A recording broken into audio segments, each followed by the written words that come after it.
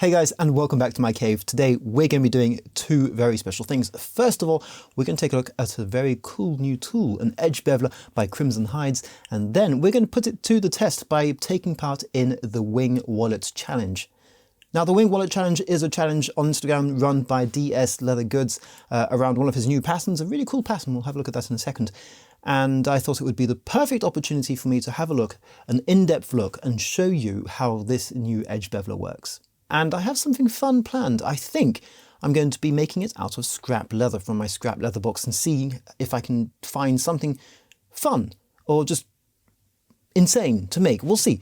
Now, before we actually get crafting, let's have a look at what Crimson Hides sent me. Inside the box, which I have to say arrived very, very fast, you have a nice presentation box inside which you will find the edge beveler. Now, first of all, presentation of the box and the overall quality of the packaging is just impeccable. And there you go, the Crimson Hides edge beveler. And I asked specifically for the O version, so this is the smallest that they have.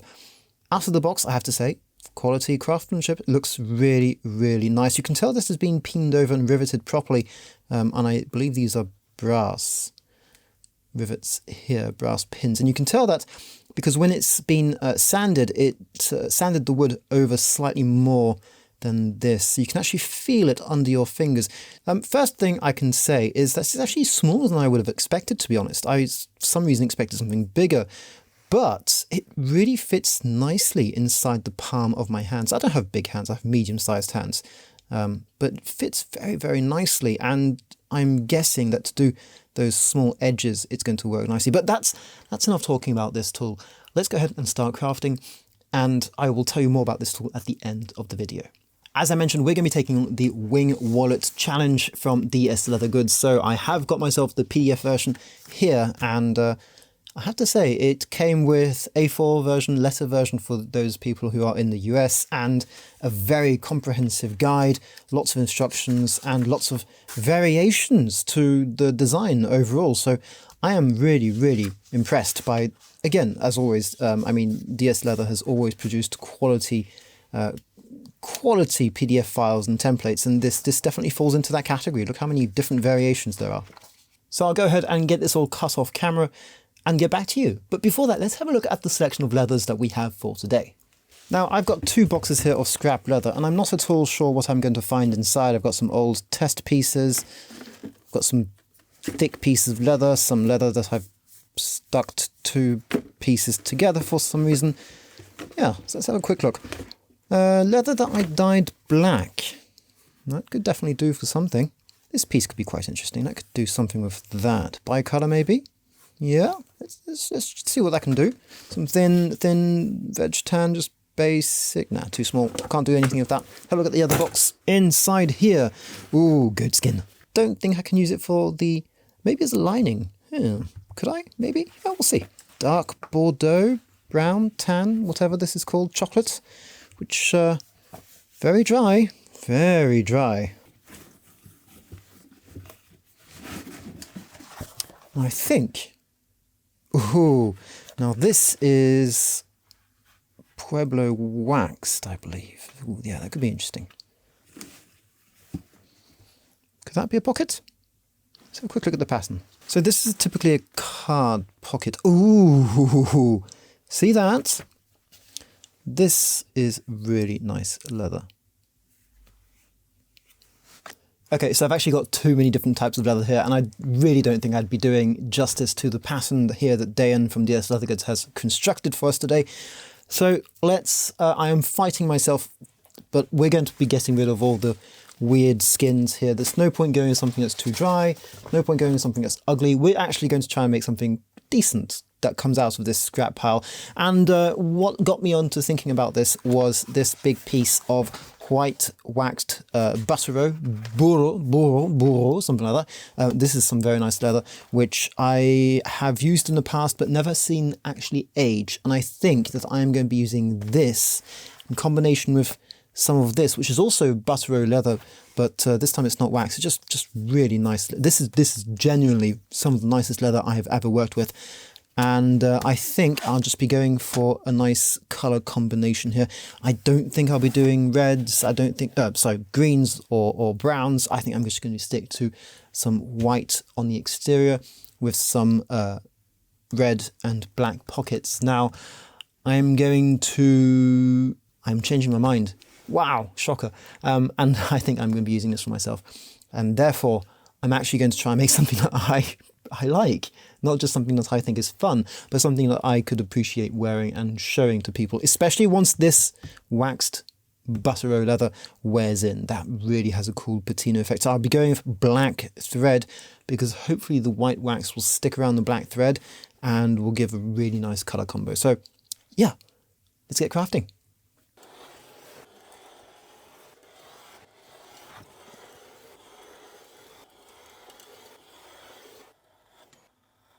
So lately what I've been doing is actually sticking down my templates to the back of my leather using some basic tape, really. This is a packing tape, translucent so that I can see what I'm doing. And it holds everything in place while I cut, and it's really, really quite a neat little trick to have up your sleeve. Really helps out, makes things easier, makes things neater, and yeah, try it out. So let's see where I want my template to go, my piece to be cut from. Now, admittedly, it's gone a long way from being a scrap bin, because this really is not what I would consider being scrap or leftovers, but it was in there, so I'll consider that this is not cheating in any way, not any relevant way anyway. So do I want it this way around? Does it that way around? I guess there are some scuff marks, but that will be hidden. And anyway, scuff marks on this leather are what make this leather interesting. So yeah, I think I'll go for that. So one thing you do want to keep in mind when using this method is that you have to make sure your piece of paper is nice and flat, because as you can see, the static from the tape actually wants to pull the paper up, and it can lead to some issues just with the paper not being as straight as you might like. Once you're happy with that, you can go ahead and start cutting. This can now legitimately be called scrap. Take the tape off. Actually, before I cut the rest of these sides, I'm going to go ahead and take care of this center part, because once I cut these sides off, the tape here isn't going to be holding on the template anymore. And I actually want it to be holding on while I do this part. So I'll go ahead and do this first. So Dayan has provided on the pattern some specific measurements for hole punching in the corners here, specific radii, which are going to help us cut very precisely. I'm going to do this now on my trusty bench press here. The first one is going to be a 10mm radius on the inside of the fold, the U, whatever it's called.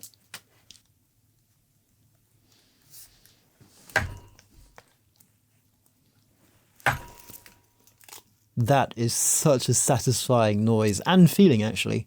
So those were the 10mm holes. I've now got to do two 2mm holes. This looks like it. That's 3. So is this 2?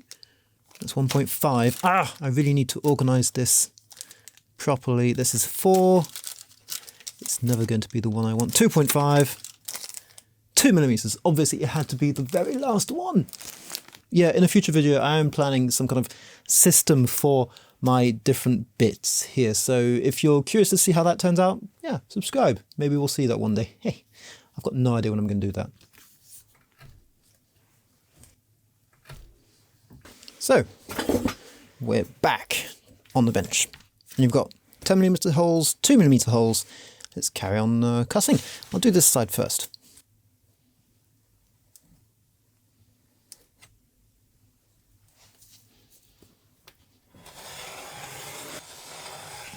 Oof, I forgot these. Shoot. I guess it's simple enough, but I would have liked to do it while the template was still on there. That was a silly mistake. Anyhow, should be an easy fix.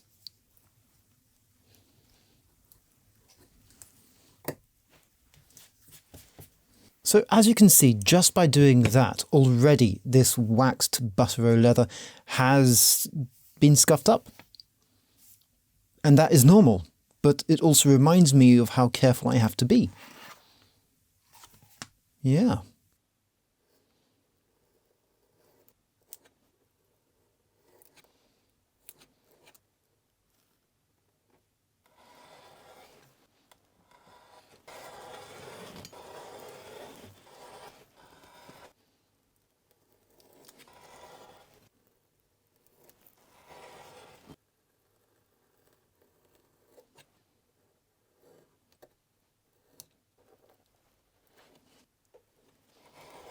So we now have all our pieces and we are ready to get moving. I'll be honest, I don't know how much I like the touch of colour, but hey, it's something.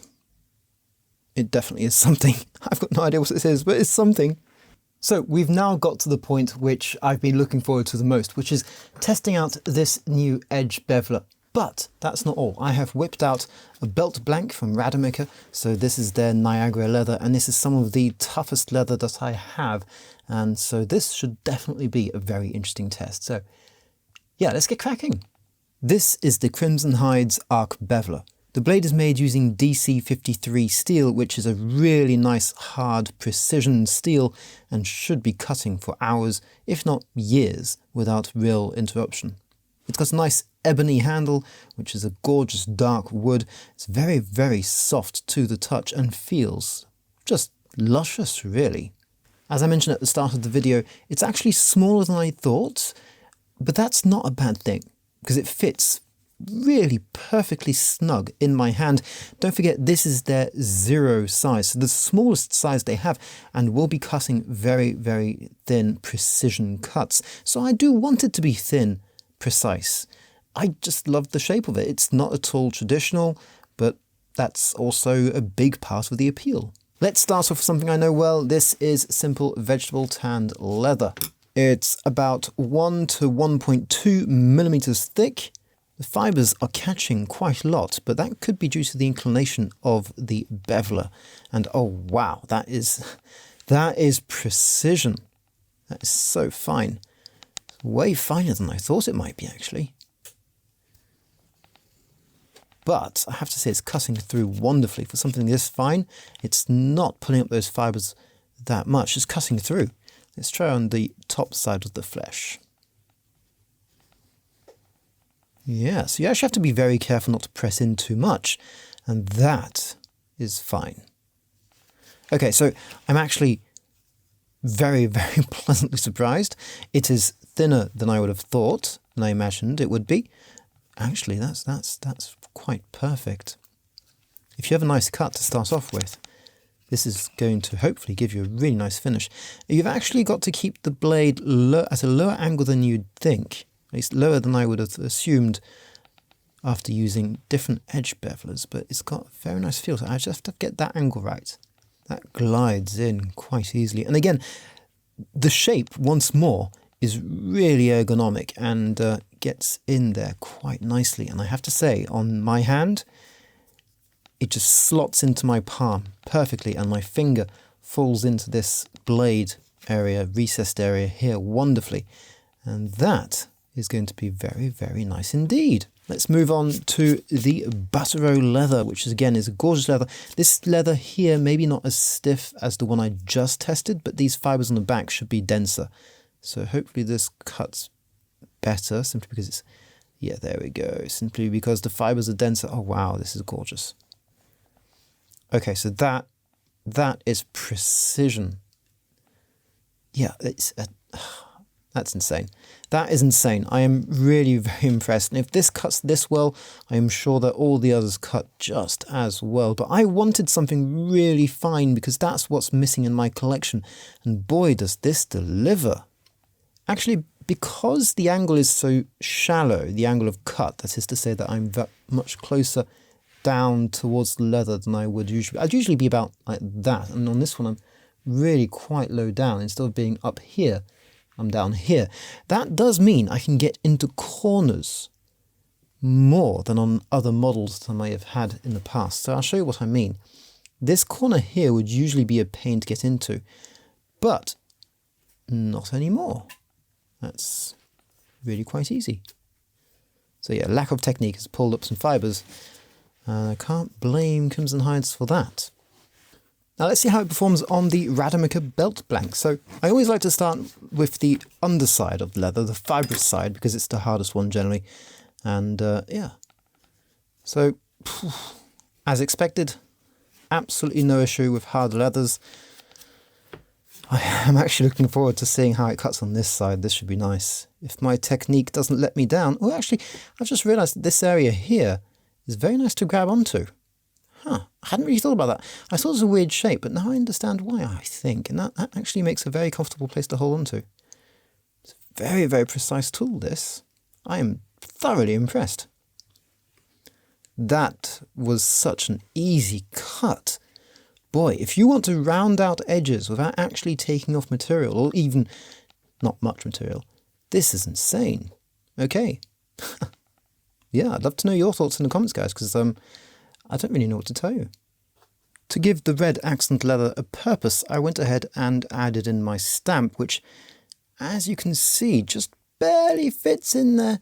So that's perfect. And I've also gone ahead and creased those edges to make them pop out a bit more. And of course, it's all burnished on this side, and this side, and the other side as well, but that's another story. And of course, if you're a follower of my channel, you know that I love these Crimson Hides stitching irons. This is the 3.25mm variant, and it has the French tip, so basically slants, not diamonds, as you can see here. These are gorgeous, and this is what I'll be using today.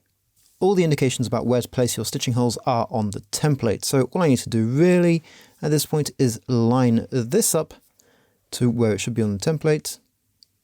Yeah, that's about right. And go ahead and press my holes in. And then I can come back and stitch that up. Let's do the other side.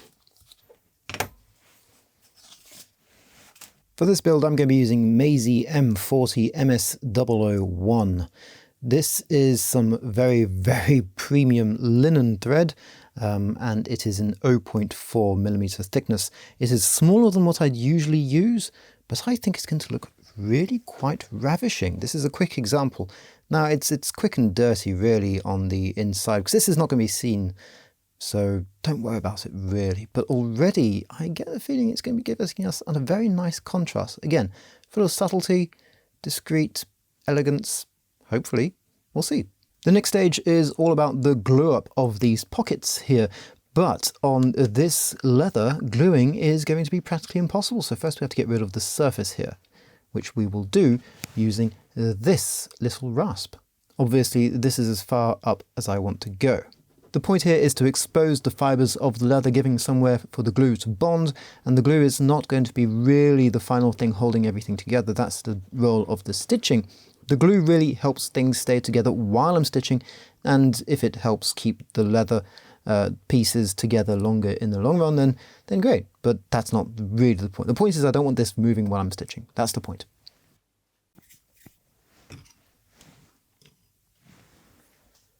How happy am I with the placement? I feel like the black one is slightly higher than the red one. Not entirely sure how that happened, but it's just part of the game, really. And as you can see, this leather is already scuffing up so much just by working it. And I really do hope that this glue is going to hold down on the waxed leather, at least long enough for me to do what I want to do. Yeah, actually that's not too bad. Quite happy with that. Obviously, when there are cards in here, you won't be able to see the logo, but that's okay. I don't mind being discreet. Okay, so I'm slowly but surely moving forwards, and I think I am ready now to go ahead and do the final glue up. Now, as you can see, I have used Tokonol to burnish the inside here, because that's going to be the parts visible, the fold, make it look nice and shiny and just feel better. I've gone ahead and obviously stitched up and burnished both of the inner edges. There you go, those looking nice. Don't know if you can see that properly on camera, but yeah, pretty pleased with the result there. It's not perfect, but it'll do. And yeah, let's go ahead and glue up. As you can see, I'm using an old t-shirt basically to protect this as best as possible, because the wax is definitely taking a beating. Anyhow, let's carry on. I'm using 120 grit sandpaper to make sure that all the edges are nice and even.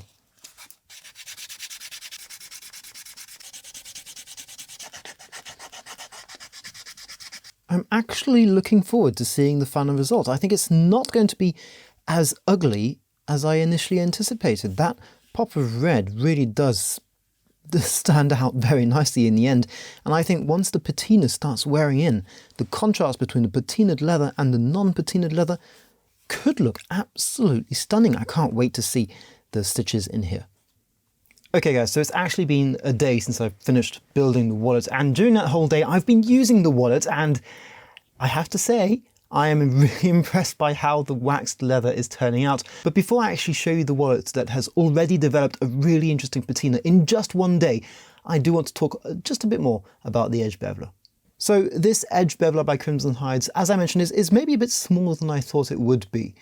But that's not necessarily a bad thing, because I got the very smallest size and I'll be working on very fine pieces, and I want it to be precise. And precise, oh boy, oh boy, is it precise.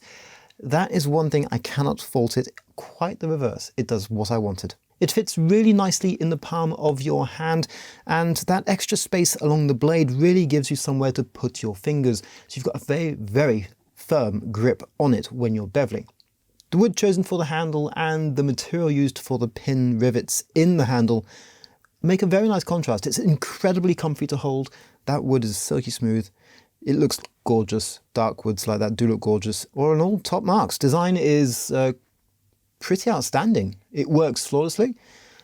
If you're looking for a quality edge beveler, I can only recommend this. I will also add that if you're in the Southeast Asia or Asian or Pacific area, Crimson Hides is an interesting choice because you're not buying from places like Buckle Guy who ship from the States. So if you're looking to buy something locally, this is a great choice to reduce shipping costs and whatnot, and support local economy, which I always find is a great thing to do. So yeah, but enough talking, guys. I know you want to see the wallet, so let's have a look.